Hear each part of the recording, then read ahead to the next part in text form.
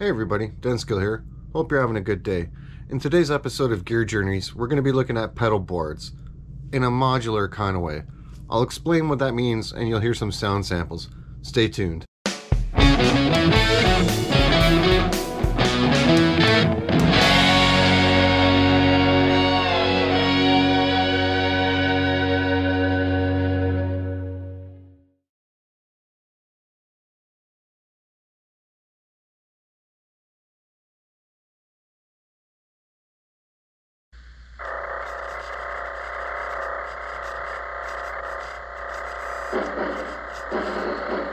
Hi there!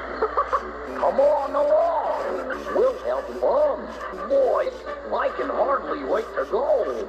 Won't be long now. Come on, come on, come on. Everybody, join in. Welcome. Come geek around with me. If this is your first time here, well, aren't we lucky that we found each other? Please consider hitting those like and subscribe buttons. To cover off some boring housekeeping stuff, I've invited my buddy, Teddy Ruxpin.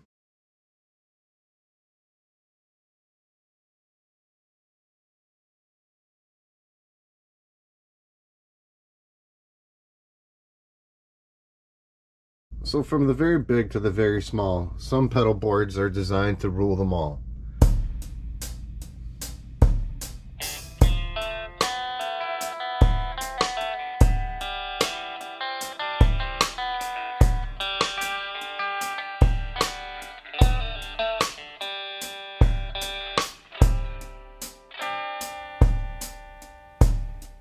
Pedal boards can vary in size as well as function and form. Some pedal boards, like this one,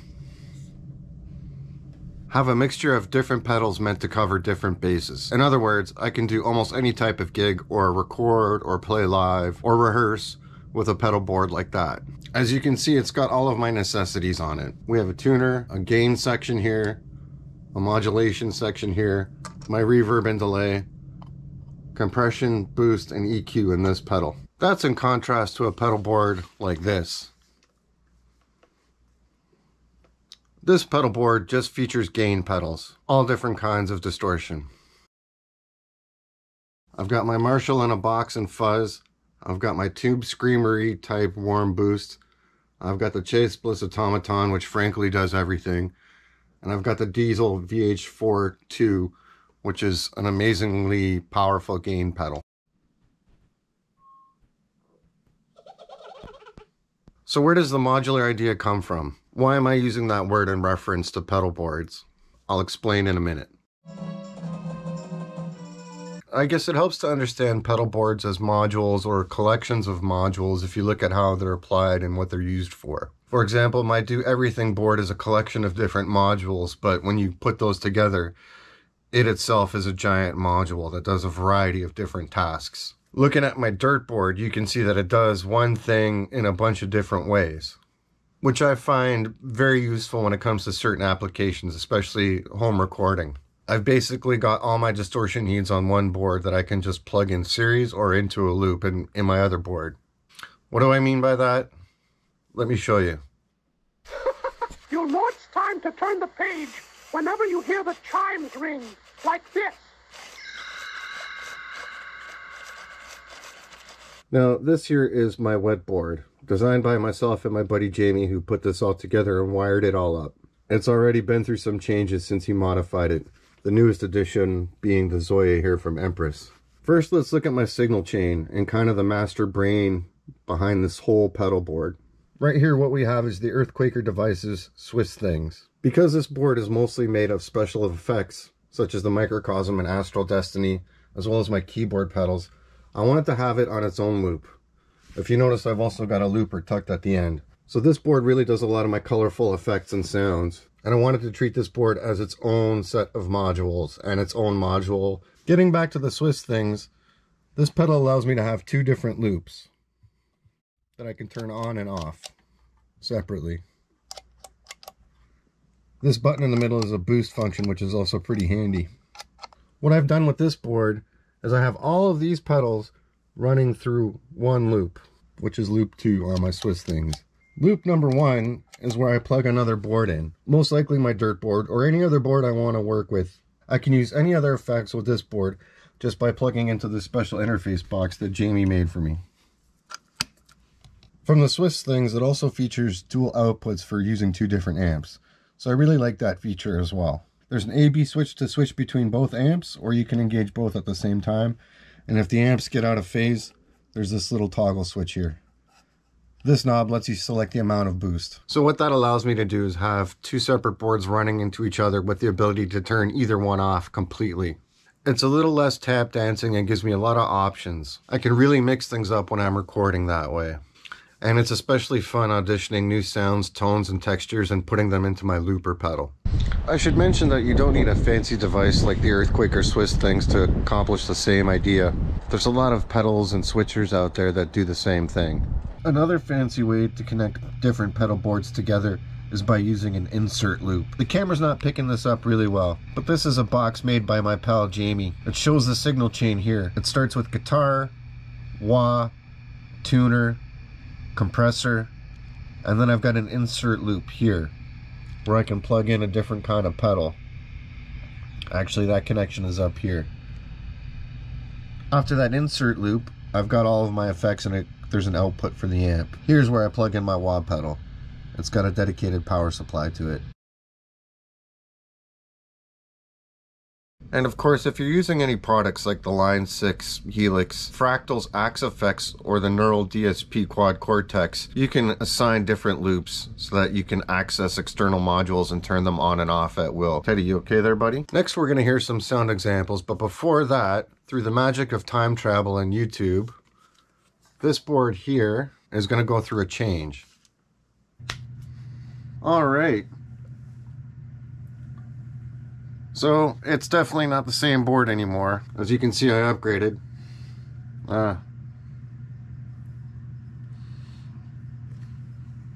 There's a gap there. Hold on. Hey, Teddy, you noticed the gap in that pedal board, right? I think we got to do something about it. What do you think? Yeah, I agree, buddy. I think we could fit something else in there. Let's take care of that.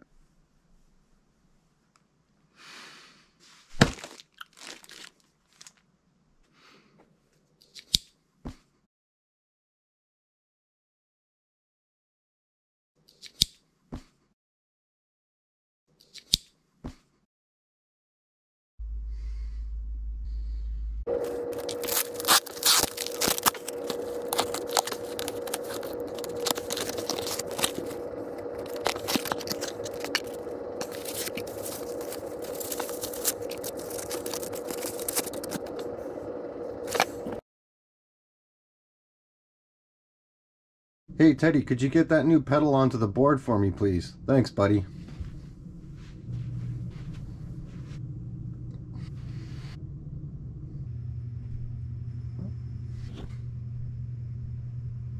Thanks so much for getting that pedal on the board, Teddy Ruxpin. I appreciate it. You're such a good friend and assistant. So looking at this board, you might be thinking, this guy's a sicko. Maybe? But here's what happened to my little board. What happened was that little board was making me uncomfortable. Uncomfortable like when you eat too much macaroni and cheese at a work function and you can't find the bathroom. The compact board was a 2-rail, so it meant that the Diesel VH42 and the Chase Bliss Automaton were hanging off of it, tippy and wobbly like some people at that work function. So I wanted a board with 3 rails to accommodate those 2 giant pedals. And I thought, if I'm building a bigger board, why not get a compressor on it and a tuner? And let's go for broke and get some more gain on there. So I got my board upsized and wired together by Jamie. And as shown earlier, you saw that little gap on there. And we all know the universe cannot abide a void. So I decided to fill that space with a dual overdrive, namely the Protein, and replace this,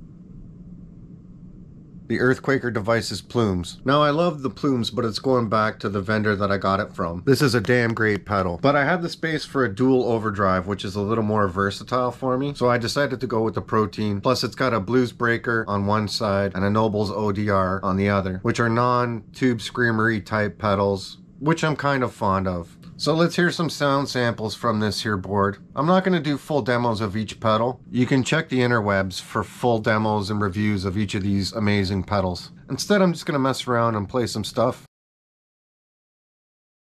What's that, Teddy Ruxpin? My blues guy guitar hat. Oh.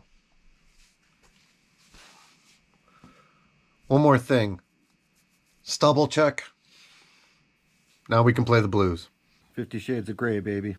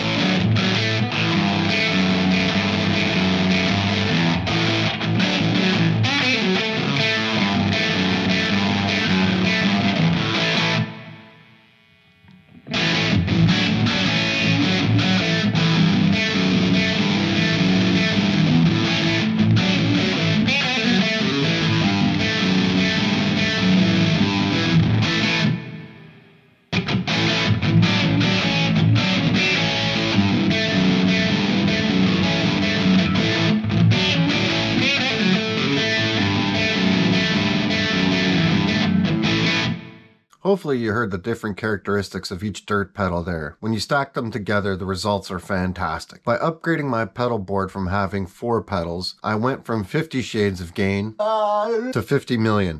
Yes! So my new pedal board covers the 4 families of dirt pretty well. Those 4 families I consider to be sort of a clean boost and compression type sound, a light to medium gain sound, then you have your fuzz, and lastly highest gain sort of heavy metal hard rock sounds. Here's a brief overview of how this board has all of those bases covered.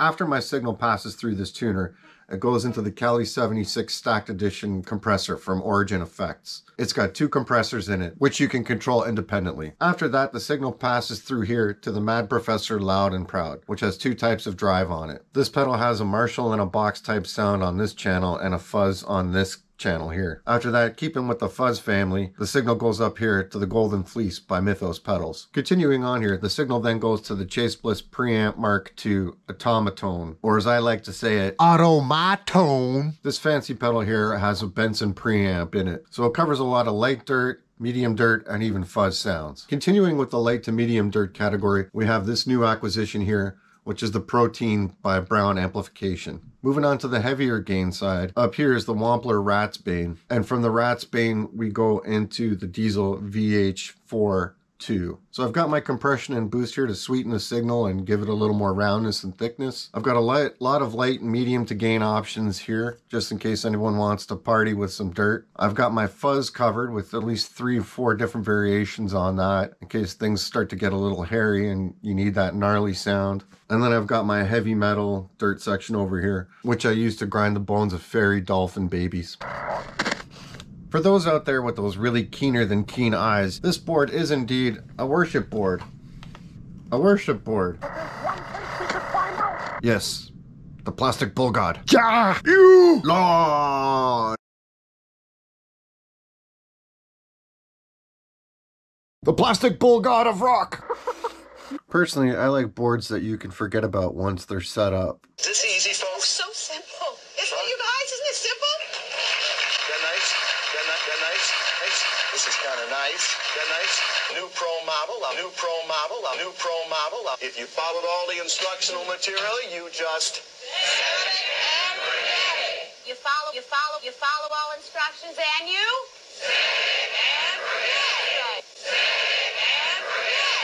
It's as simple as that, folks. Some players take modularity to the point of having easily swappable pedals in the name of flexibility. As mentioned previously, my boards were put together by my buddy Jamie. They might not look very modular because of the way they're locked in. In fact, you may think I have a stick up my aspect about what a fun and loose pedal board should be. Well, as a matter of fact, out of my 4 boards, I've changed pedals on 3 of them. The key is to leave space and be smart with your planning. Hey, Teddy Ruxpin, guess what? I'm gonna go on a rant right now. Do something funny. So I too catch myself looking at my boards and thinking I've gone a little crazy. There's a lot of tonal purists out there who prefer just plugging straight into an amp. I know others might be looking at this video and thinking, look at all these hot cork sniffery pedals this dude has. It might seem like I'm putting on some curated collection of pedals for you guys to see. Well, like I said before, there's really no rules about pedals or pedal boards or about how one gets their sound. And my boards aren't curated in the sense that when I think of something that's curated, I think of something that you put on that is not necessarily your own for other people's enjoyment to sort of pick over and ponder on. In actual fact, I really just made these pedal boards up the way I like them, the way I want to use them. Yeah, there's a bunch of high-end stuff on here, but you know what? I like how it sounds. You know, that being said, I like having pedals and I like having all the options. You know, as far as a completely dry board, like my dirt board, the 50 Shades of Gain, or even my crazy wet board there. So yeah, I just like how those pedals work on their own and together. The way my pedal boards are set up, some of them have a wide span but go very shallow. Those are my do-everything type boards. But my wet board and my all-gain board cover a narrower span, but they go very deep. So I'm really not trying to show off here. It's freaking cold. Really, this is just showing you how I use my pedals. I'd love to hear your thoughts and comments. Please feel free to rate or roast my rig. Now that was pretty ranty, wasn't it? So it's time to raise some questions and conclusions and some doubts. Having an all wet or an all dry board is really probably not practical or doable live. For example, in the case of my all gain board, would I really need that much gain in any live situation? It seems kind of doubtful. Plus, stage space is pretty small and tight in a lot of the types of places that I'm going to be playing. The more complicated your live setup and rig is, it does increase the chances that more could go wrong with it. Having an all-gain board would probably mean a little too much tap dancing, and there would be the honest temptation there to tweak between songs and sets, and you'd be bending over most of the time with your face at your board, when really I think you're better off keeping your head up and communicating with the crowd. That just makes for a better show. And I'm sure some of you look at that all-gain board and look at that Chase Bliss automaton, and you're probably wondering, hey, what happens when a whole beer gets spilled in there? There really aren't a lot of chances or opportunities for me to do a show or performance with any more than one board. Now, you're probably also wondering about loops, switchers, and MIDI control. And believe me, as nerdy as I am, I've looked deeply into that whirligig of fun and chaos. For me personally, I can't justify the need for that kind of technology. It would be different if I was in a specific scenario, like if I was in the pit band for a TV show or a production of some sort, where different scenes were required and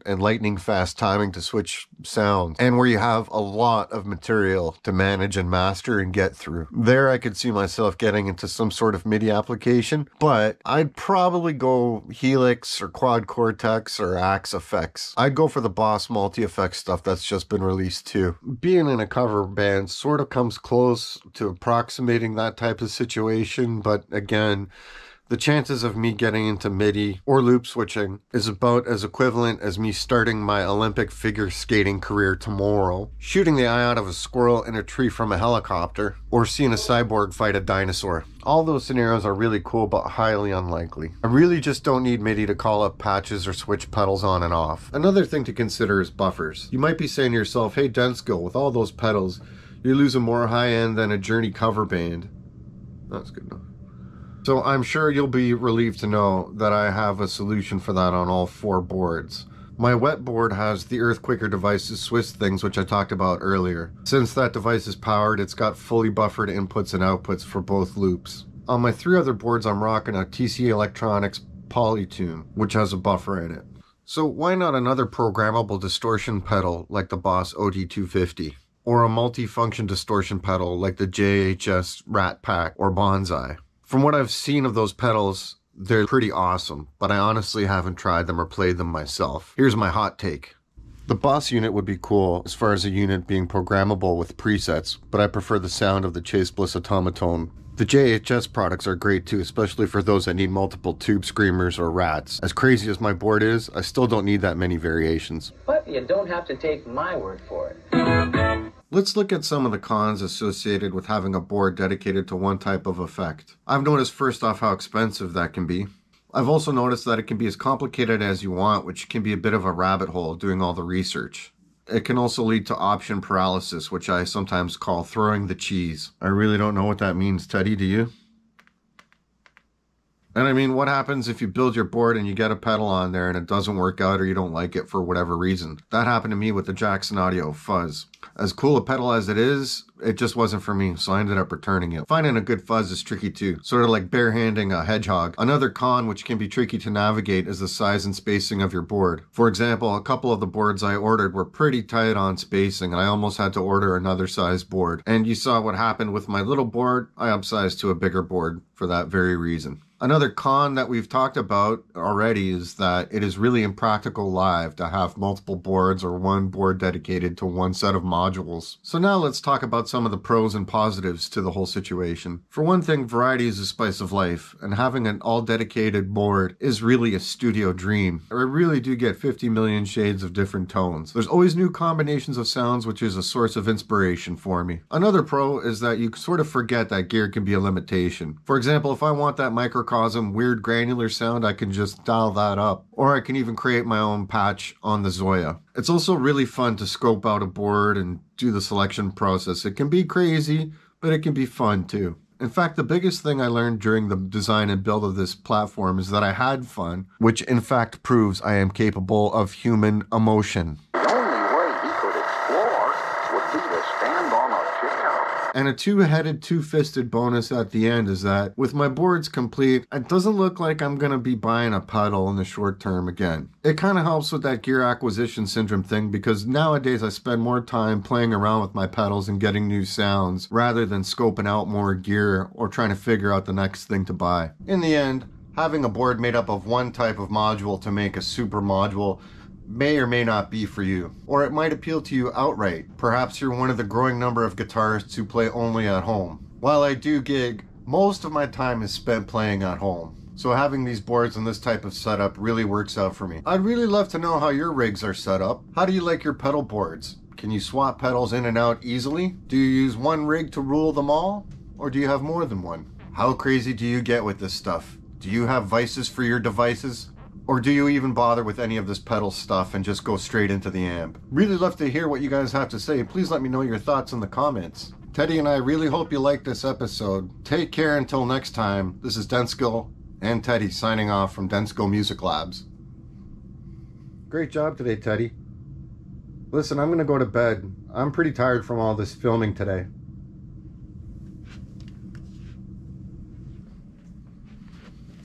Good night, buddy. I'll leave the light on just in case you see any rats. make sure you catch them real quick. And my name is my name is, and my name is my name